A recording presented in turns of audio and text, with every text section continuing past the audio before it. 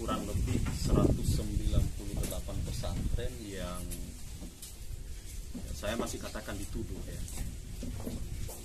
berafiliasi dengan jaringan terorisme. Hasil rilis dari BNPT ini telah menimbulkan kegaduhan, keresahan di tengah masyarakat, membuat kita satu sama lain saling curiga. Bahkan lembaga pendidikan yang tertua di Indonesia, pondok pesantren, itu sudah menjadi bulan-bulanan dari tuduhan ini. Ini tentu kita sangat sayangkan, dan tentu bukan kami saja dari Forum Umat Islam Sulawesi Tengah. Majelis Ulama Indonesia melalui Kiai Haji Khalil Nafis itu sudah memberikan sanggahan keras. Bahkan beliau mempertanyakan dasar apa dan metodologi apa yang dipakai oleh BNPT ini dalam menetapkan pesantren-pesantren ini terafiliasi dengan jaringan terorisme.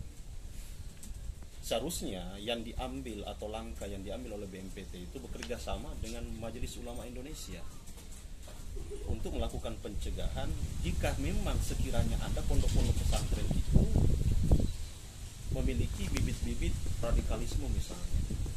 Bukan dengan serampangan dan menyampaikan ke publik 198 pesantren yang jumlahnya ini tidak sedikit.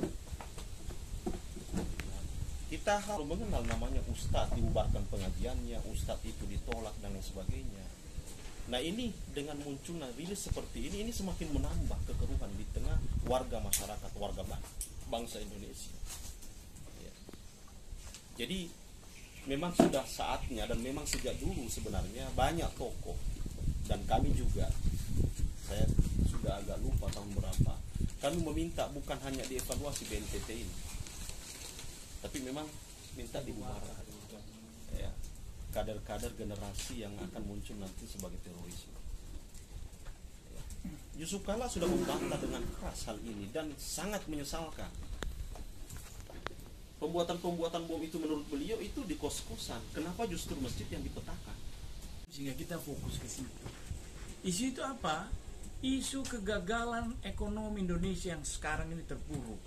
Isu itu apa? Isu dilaporkannya 2 anak Pak Lurah ke KPK.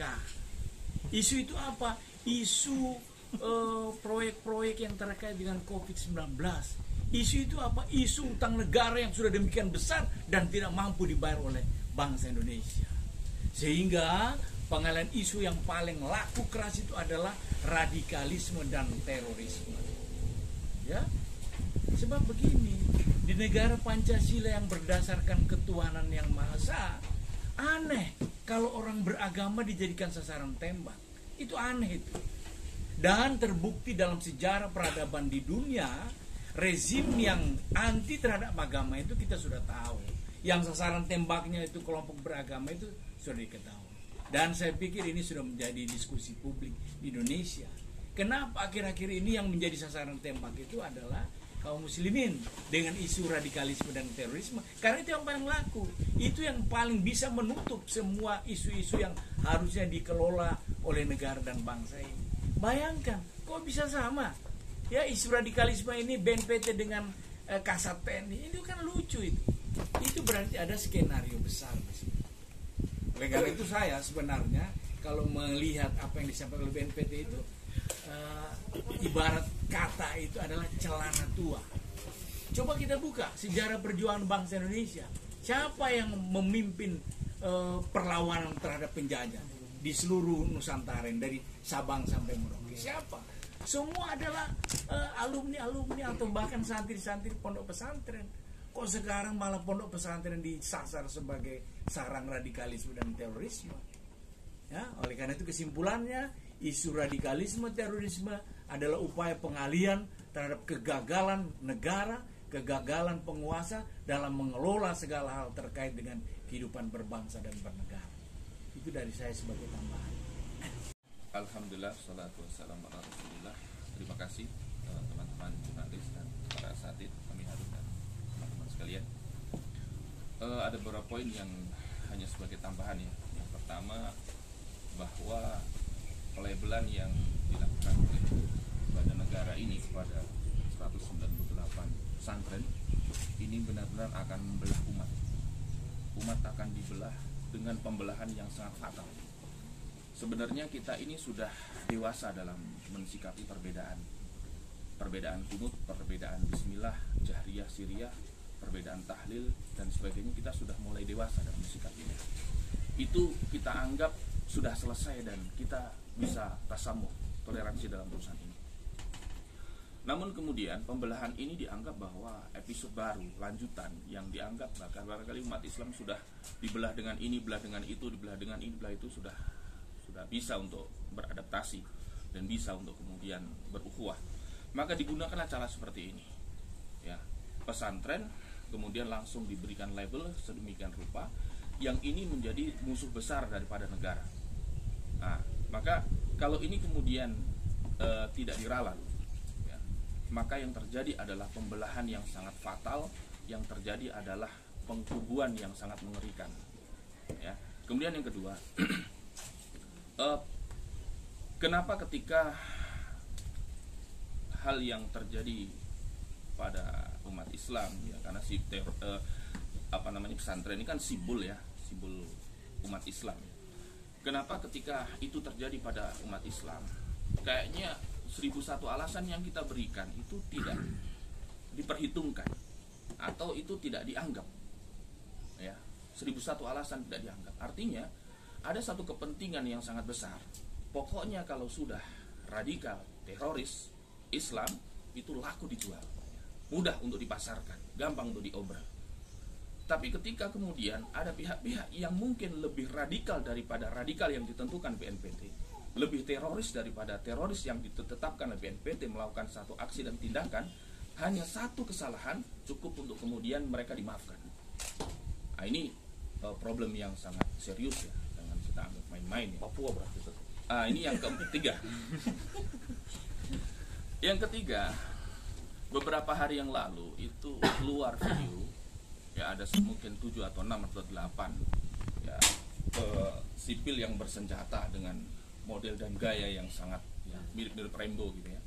Kemudian dia mengucapkan sebuah kalimat, menyatakan, mengakui bahwa dia telah melakukan penembakan dan menewaskan sekian orang. Bahkan di situ ada kalimat Indonesia disebut teroris. Nanti dilihat lagi. Yang ingin saya sampaikan, yuk definisi teroris ini kita luruskan kembali. Ya, definisi teroris kita luruskan kembali. Kenapa 198 itu pesantren?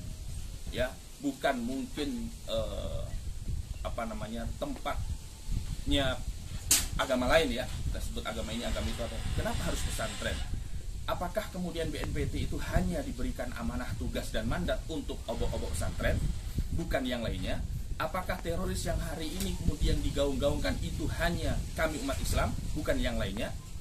Sementara kalau kemudian kita boleh umat Islam diberikan wewenang untuk melakukan penyelidikan, untuk melakukan tindakan, menyelidiki, mencari, memberikan informasi, kami yakin kami akan bisa mengetahui kelompok-kelompok yang hari ini lenggang kangkung, yang mereka lebih teroris daripada pesantren, mereka lebih radikal daripada pesantren. Kami bisa kemudian membantu negara ini untuk kemudian memberikan informasinya. Tapi kenapa kemudian umat Islam? Kenapa pesantren? Kenapa ustadz? Kenapa masjid yang mau dipetakan? Kalau ini kemudian dibiarkan, umat Islam kemudian diam, hanya mengikuti arus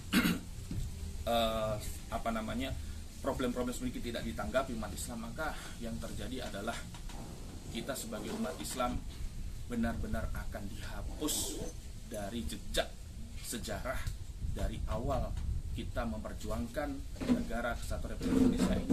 Para santri, para kiai, ya, para tokoh-tokoh yang menyuarakan takbir untuk mengusir penjajah, maka hari ini justru mereka yang bertakbir akan diusir dari negara kesatuan Republik Indonesia yang kita cintai. Kami tidak ingin, kami ingin hidup damai, kita ingin hidup bersama-sama.